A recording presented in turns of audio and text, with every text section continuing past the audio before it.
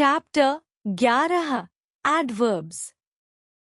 Looking around. In this chapter, we will learn about the different types of adverbs. इस अध्याय में हम क्रिया विशेषण adverbs के विभिन्न प्रकारों के बारे में सीखेंगे।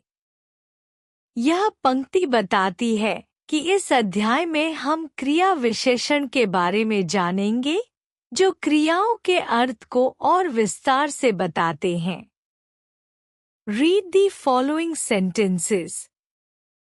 निम्नलिखित वाक्यों को पढ़ें। एक Rita is working quietly. Rita चुपचाप काम कर रही है।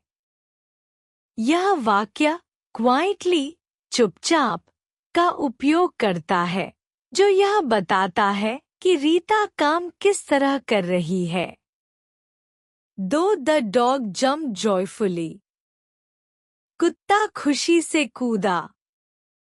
यह वाक्य joyfully खुशी से का उपयोग करता है जो यह बताता है कि कुत्ता किस प्रकार कूदा। 3. My grandmother walks slowly. मेरी दादी धीरे धीरे चलती हैं।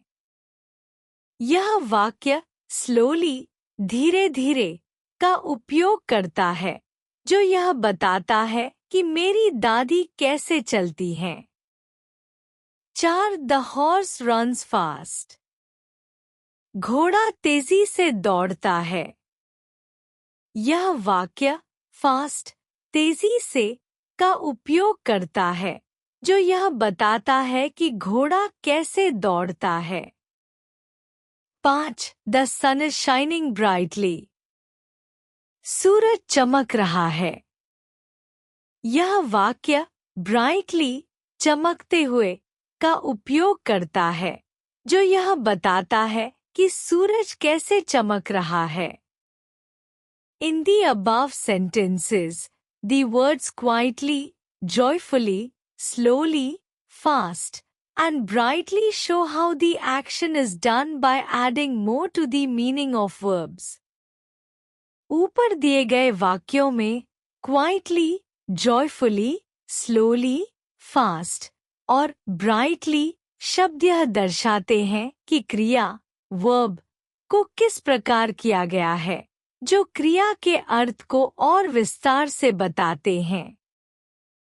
यह पंक्ति बताती है कि इन शब्दों का उपयोग यह दिखाने के लिए किया गया है कि क्रिया को किस तरह किया गया है, जैसे quietly चुपचाप, joyfully खुशी से आदि। The words that describe the meaning of verbs by adding something to it and tell us how an action is done, when it is done, or where it is done are called adverbs.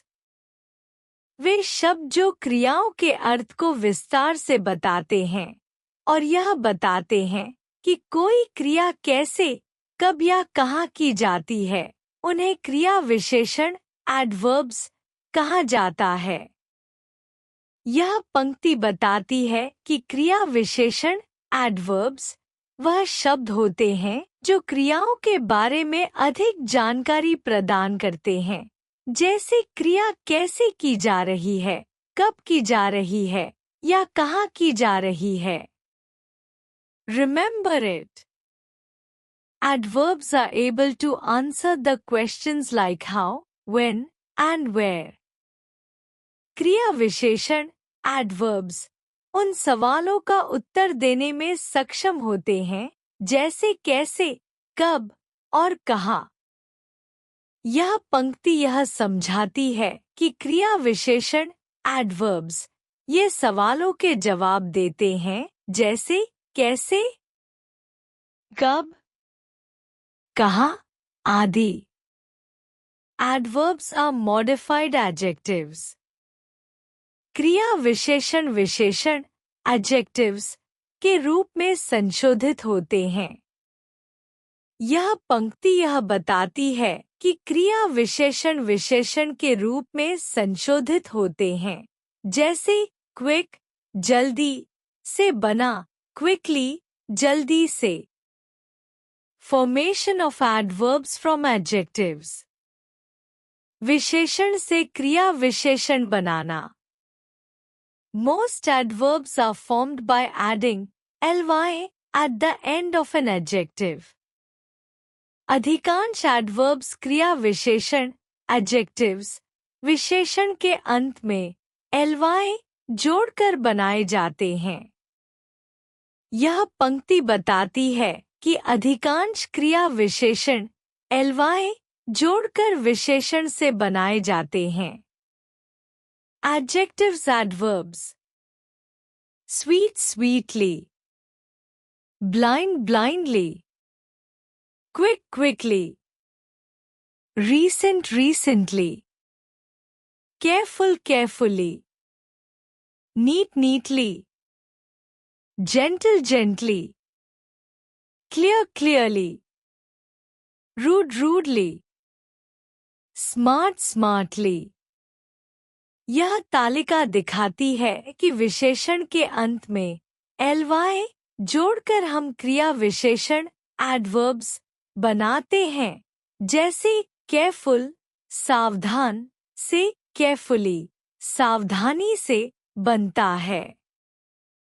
जो विशेषण y से समाप्त होते हैं उन्हें y को ily से बदलकर क्रिया विशेषण बनाए जाते हैं. Adjectives adverbs.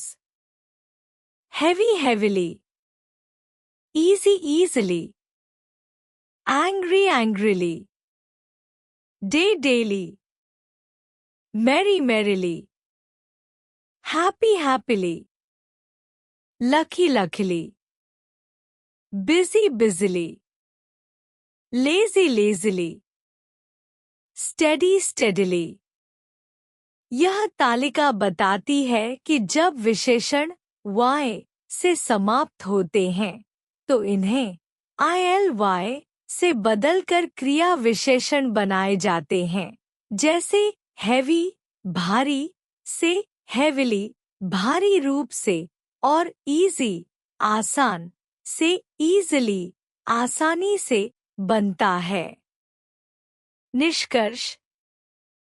इस अध्याय में हमने विशेषण एडवर्ब्स के बारे में सीखा जो क्रियाओं वर्ब्स को विस्तार से बताते हैं और यह बताते हैं कि कोई क्रिया कैसे, कब, कहाँ या कितनी मात्रा में की जाती है.